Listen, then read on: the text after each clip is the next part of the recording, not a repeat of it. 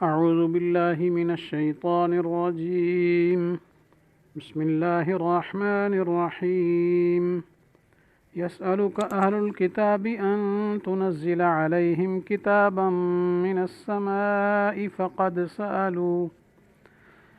فقد سألوا موسى أكبر من ذلك فقالوا أرنا الله جهرة فأخذتهم الصاعقة بظلمهم ثم اتخذوا العجل من بعد ما جاءتهم البينات فعفونا عن ذلك وآتينا موسى سلطانا مبينا ورفعنا فوقهم الطور بميثاقهم وقلنا لهم ادخلوا الباب سجدا وقلنا لهم لا تعدوا في السبت وأخذنا منهم ميثاقا غليظا. صدق اللہ العظیم. ترجمہ یہ ہے، آپ سے اہل کتاب یہ درخواست کرتے ہیں کہ آپ ان کے پاس ایک خاص نوشتہ آسمان سے منگوا دیں. سو انہوں نے موسیٰ علیہ السلام سے اس سے بڑی بات کی درخواست کی تھی اور یوں کہا تھا کہ ہم کو اللہ تعالیٰ کھلم کھلا دکھلا دو، جس پر ان کی اس گستاخی کے سبب ان پر کڑک بجلی آ پڑی. پھر انہوں نے گوسالہ کو تجویز کیا تھا، بعد اس کے کہ بہت سے دلائل ان کو پہنچ چکے تھے. پھر ہم نے اس سے درگزر کر دیا تھا اور موسیٰ علیہ السلام کو ہم نے بڑا رعب دیا تھا، اور ہم نے ان لوگوں سے قول و قرار لینے کے واسطے کوہ طور کو اٹھا کر ان کے اوپر معلق کر دیا تھا، اور ہم نے ان کو یہ حکم دیا تھا کہ دروازہ میں عاجزی سے داخل ہونا، اور ہم نے ان کو یہ حکم دیا تھا کہ ہفتہ کے دن کے بارے میں تجاوز مت کرنا، اور ہم نے ان سے قول و قرار نہایت شدید لیے. تو جیسے پچھلی آیات میں آپ کو بتا دیا گیا کہ آگے پورا رکوع جو ہے وہ یہود کے متعلق ہے. تو ان آیات کے شان نزول کے بارے میں علماء نے یہ لکھا ہے کہ ایک مرتبہ مدینہ کے کچھ سردار اور علماء آپ صلی اللہ علیہ وسلم کی خدمت میں حاضر ہوئے اور آ کر کہنے لگے کہ اگر آپ سچے پیغمبر ہیں تو ایک کتاب لکھی لکھائی پوری کی پوری یک لخت آسمان سے لا دیجیے، جیسا کہ حضرت موسیٰ علیہ السلام تورات لائے تھے. ایسی کتاب کے ہم قائل نہیں جو تھوڑی تھوڑی اترے. اور ایک روایت میں ہے کہ آپ سے یہ کہا گیا کہ ہم آپ کے ہاتھ پر جب بیعت کریں گے کہ جب فلاں اور فلاں شخص کے نام اللہ کی طرف سے یہ تحریر آ جائے کہ آپ اللہ کے رسول اور نبی ہیں اور یہ قرآن اللہ کا کلام ہے. تو بہرالاصل ان کی یہ ایک درخواست تھی اور سوال تھا، مطالبہ تھا تو کہ ہمارے پاس ایسے کتاب آئے جیسے موسیٰ علیہ السلام پر یک بار آئی تھی، تو ہم تب مانیں گے آپ کی کتاب قرآن کو کہ وہ بھی اسی طرح آئے. اگر یہ اللہ کی کتاب ہوتی تو پھر یہ بھی اسی طرح آتی جیسے موسیٰ علیہ السلام پر تورات آئی. تو اللہ تعالیٰ نے اس کا جواب دیا، لیکن پہلے تو فرمایا یہ سوال ان کا اصل ہے ہی نہیں مقصود سوال کرنا، یہ ضدی ہیں، عنادی لوگ ہیں، یہ ازراہ ضد و عناد ویسے ہی سوال کر رہے ہیں. مقصود ان کا یہ نہیں ہے کہ ہمارے سوال کے مطابق اگر ہو جائے تو ہم ایمان لے آئیں گے. ایمان لانا ان کا ہرگز مقصد نہیں ہے. پھر یہاں یہود کی خباثتیں کچھ بیان فرمائیں. پھر آگے پورا رکوع جو ہے اخیر تک تقریباً چلا گیا ہے اور انہی کی جو ہے شرارتوں کا تذکرہ ہے، اور آخر میں پھر ان شرارتوں کے انجام کا بھی ذکر ہے. فَبِظُلْمٍ مِّنَ الَّذِينَ هَادُوا حَرَّمْنَا عَلَيْهِمْ طَيِّبَاتٍ. لیکن درمیان میں بہت ساری ان کی شرارتوں کا تذکرہ ہے، اور اصل اس سوال کا جو جواب ہے وہ اگلے رکوع کے آغاز میں ہے، اِنَّا أَوْحَيْنَا إِلَيْكَ كَمَا أَوْحَيْنَا. تو بہرحال یہود کی ان بے جا اور کیا ہے معاندانہ مطالبات پر یہ ساری آیات نازل ہوئیں، اور اللہ تعالیٰ نے حقیقت حال سے آپ صلی اللہ علیہ وسلم کو آگاہ فرما دیا کہ ان کا مطالبہ اس لیے نہیں کہ وہ دل سے ایمان لانا چاہتے ہیں، بلکہ وہ تو ہٹ درمی اور ضد اور عناد کی وجہ سے کوئی نہ کوئی عذر کرتے ہی رہتے ہیں۔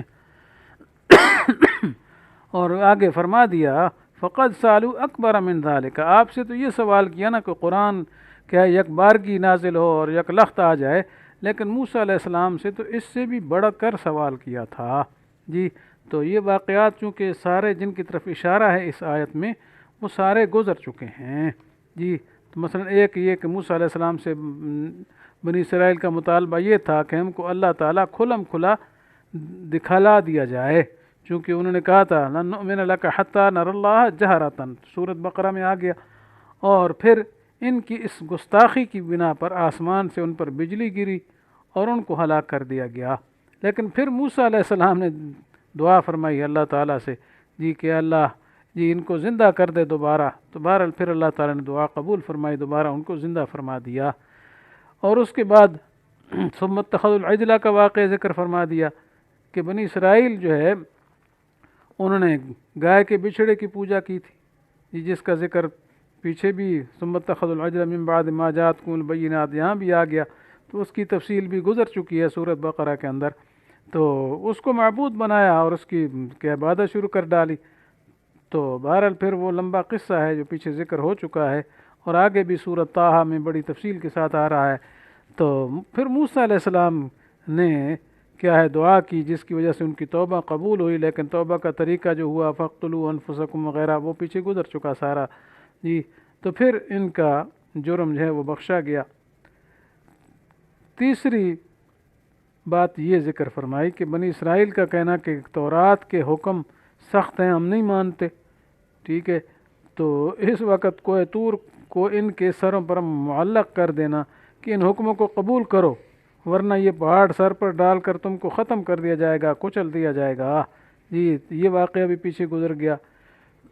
اسی طریقے سے حکم تھا بیت المقدس میں کہ وہ عاجزی کے ساتھ داخل ہوں، ادخلوا الباب سجدۃ، یعنی عاجزی کے ساتھ سر جھکا کر جائیں، سجدہ کرتے ہوئے جائیں، لیکن انہوں نے اس کی بھی خلاف ورزی کی۔ اس طرح پانچواں واقعے کی طرف اشارہ فرمایا بنی اسرائیل کو کہ ہفتے کے دن کیا ہے مچھلی کے شکار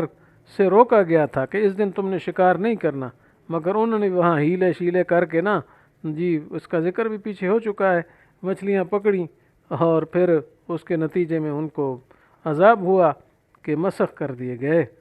تو بہرحال ان تمام واقعات کی تفصیلات جو سورۃ بقرہ میں پہلے پارے میں آئی تھیں اور میں وہ عرض کر چکا ہوں، صرف اشارات ہی کافی ہیں۔ تو اللہ تعالیٰ نے مطلب یہ کہ ان کی یہ حالتیں ذکر کی ہیں کہ یہ کوئی جو سوالات کرتے ہیں، درخواستیں کرتے ہیں، مقصود ان کا ماننا نہیں ہوتا، یہ ضدی اور ہٹ دھرم قسم کے لوگ ہیں، یہ ماننے والے ہیں ہی نہیں۔ اس لیے آپ سے جو سوال کر رہے ہیں کہ یک بارگی قرآن آئے تو ہم مان لیں گے، یہ کریں گے، وہ یہ سب ویسے ہی کہہ رہے ہیں۔ اگر اس ان کا مطالبہ مان بھی لیا جائے تو کبھی یہ ایسا کرنے والے نہیں ہیں۔ تو چونکہ یہود مدینہ کا مطالبہ آن صلی اللہ علیہ وسلم سے محض عناد و سرکشی کی وجہ سے تھا، اور عادت اللہ یوں ہی جاری ہے کہ ایسے سوالوں اور مطالبوں کو پورا نہیں کیا جاتا، اس لیے اللہ تعالیٰ نے ان آیات میں آپ صلی اللہ علیہ وسلم کی تسلی فرمائی کہ یہ قوم تو ہمیشہ سے ایسی ہی جہالت کرتی آئی ہے، ان کی یہ بے باکی اور سرکشی کوئی تعجب کی بات نہیں ہے۔ ان کے بڑوں نے تو اس سے بھی بڑی اور سخت باتیں اپنے موسیٰ علیہ السلام سے طلب کی تھی اور کہا تھا اے موسیٰ ہم تو ہرگز ایمان نہیں لائیں گے آپ پر جب تک ہم اللہ تعالیٰ کو صاف طور پر اپنی آنکھوں سے نہ دیکھ لیں۔ تو خلاصہ یہ کہ یہود کی جہالت، ان کی کجروی، کج طبعی اور ان کی کیا ہے سرتابی کی مذمت کی جا رہی کہ یہ قوم تو ہمیشہ سے ایسے ہی بے محل اور نازیبہ حرکات اور بے جا درخواست اپنے انبیاء سے بھی کرتی آئی ہے، تو اگر حضرت صلی اللہ علیہ وسلم سے بھی ایسے بے جا سوالات یہ کریں تو کوئی تعجب کی بات نہیں ہے۔ تو بہرحال اس میں ایک لطیف انداز سے اشارہ اور درس عبرت مسلمانوں کے لیے بھی ہے کہ وہ بھی ضد، عناد، سرکشی اور کجطبی جو ہے وہ موجب وبال ہے اور گمراہی میں مبتلا رکھتی ہے، اس لیے حق جو آنکھ اور طالب ہدایت قلب کی ضرورت ہے جی، جس کی آنکھ بینا اور کام شنوا اور دل بیدار ہوتا ہے، وہ اسلام کی حقانیت سے، قرآن کے اصول و ضوابط اور مسائل نجات دیکھ کر مطمئن ہو سکتا ہے، ورنہ عناد، ضد، ہٹ درمی، سرکشی کے ساتھ تو بڑے بڑے معجزات اور خوارق عادات بھی ہدایت کے لیے کافی نہیں ہیں۔ جیسے مشرکین مکہ نے مطالبہ کیا تھا آپ صلی اللہ علیہ وسلم سے کہ ہمیں کیا ہے چاند کے 2 ٹکڑے کر کے دکھا دیں، ہم ایمان لائیں گے، لیکن انہوں نے دیکھ بھی لیا، ٹھیک ہے، تو کیا کہنے لگی، وَإِن يَقُولُوا آیَةً يُعْرِضُوا وَيَقُولُوا سِحْرٌ